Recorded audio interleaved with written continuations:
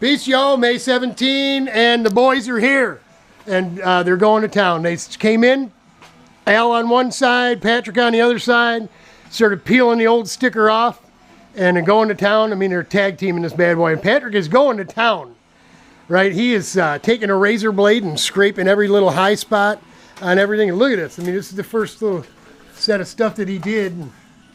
Man, it looks like a brand new go-kart, right? Look at it, isn't that is super cool. Man, I can't believe it. That's gonna look awesome. I get my orange lettering on there, my little graphic stuff, and yeah, should be cool. Should be good. Patrick going to town.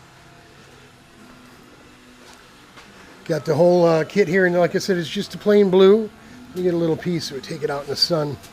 It's midnight blue, like husky blue, and it's chromed. It doesn't really have the pearl in it, but I don't know, if you look at it on an angle, it does kind of look weird, like not metal flake, but pearly. But it'll look good in the sun.